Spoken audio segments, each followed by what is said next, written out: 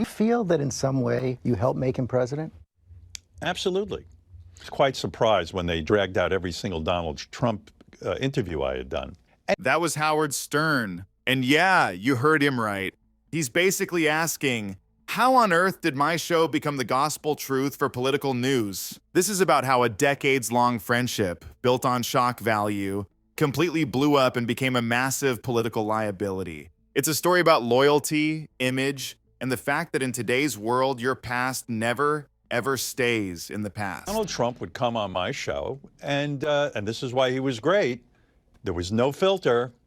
I go, Donald, Angelina Jolie, she's one of the most beautiful actresses in the world. She's a 6, Now, who says that?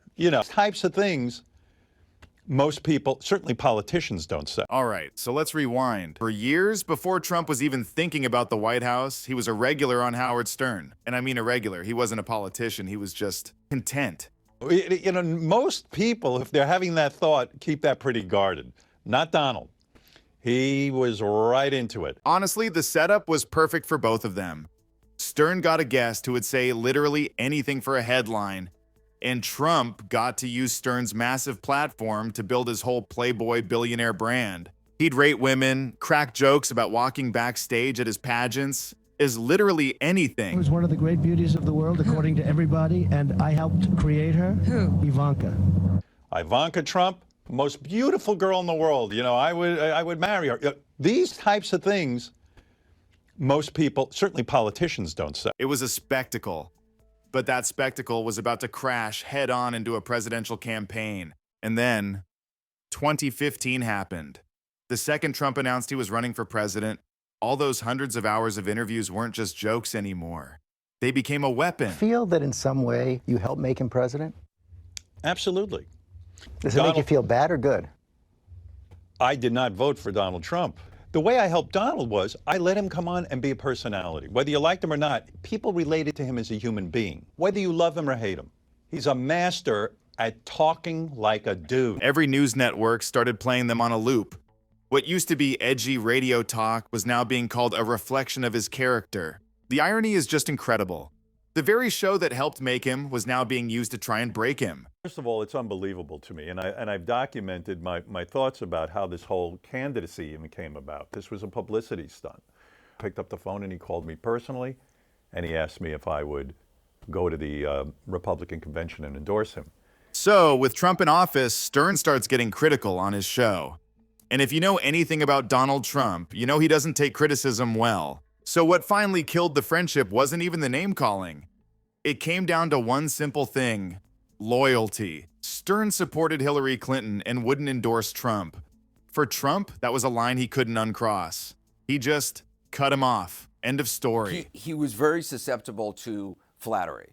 And if you gave, and I noticed this in your interviews with him, you would throw out something like, your poll numbers, I've never seen anything like this. And well, it's a definite technique. It washes over him. Yes, it's a technique. It always starts out, notice I call him in every interview, Mr. Trump. Now, this is before he was president, Mr. Trump. That's intentional. Oh, absolutely. Someone had asked me, said, why do you call him Mr. Trump? I said, because it loosens him up. He feels respected. He feels good about himself. Now he's going to roll. He's going to open up to me. When you step back, this whole story is just peak modern politics. A friendship that worked perfectly fine in the wild world of entertainment completely fell apart under the pressure of the White House. You think he's the same person that you interviewed now? Yeah, I do. I think he's the same exact person. What I know of Donald and his relationship with his father, it sounds traumatic. It sounds like the father was very domineering. The father expected a lot of him. And the father, I don't know, there was military school. You read these drips and drabs and you go, wow. I can assure you he's been traumatized because, Donald, his level of narcissism is so strong. So what do you guys think? Was it fair game to dig up all these old tapes, or was it a political cheap shot? Drop a comment below and let me know. Just a quick note before we continue. It's important for us that you know everything we're covering here. All the clips, the details are based on publicly available news reports and media, and we are following YouTube's community guidelines. If you appreciate this kind of detailed commentary, now's a perfect time to hit that subscribe button so you don't miss what's coming next. We'd love to have you. How many times did you have Donald Trump on? Too many to count. Don, maybe one of the best top 5 guests of all time. And why? He was wild. I thought I was wild.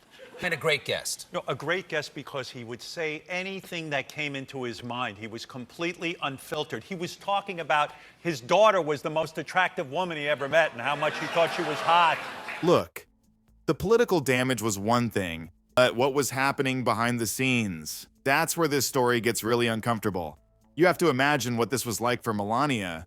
The campaign is trying to sell this perfect family image, and meanwhile, the whole world is hearing these old tapes of her husband. And you could see the change. She got quieter, more distant. Her body language on stage said everything. In that silence, a lot of people didn't see it as weakness. They saw it as the only way she could fight back. A quiet resistance. We have to talk about Donald Trump. He's a big character in the book because He was a big character on my show. Well, that's what I was going to say. Yeah. You say one of your best guests ever. Donald Trump, hands down, whenever you put him on the air, now this is before he was running for president, he was an open book. He would say anything. And, you know, oddly enough, during the campaign and even now, people quote these interviews that I did with him big time. I was quite surprised when they dragged out every single Donald Trump interview I had done. Howard Stern was all in for Hillary Clinton and was convinced he could work his magic for her campaign. He's famous for getting celebrities on the air and showing a side of them you never see, making them feel more real. He pushed hard to get her on his show, but her team shut it down, apparently because she just didn't know him well. But as he mentioned, presidency could go in different scenario if she accepted his offer. He could have come in and maybe persuaded 70,000 people out of those millions of people that listen and come off in such a way. Maybe we'd be looking at a different scenario.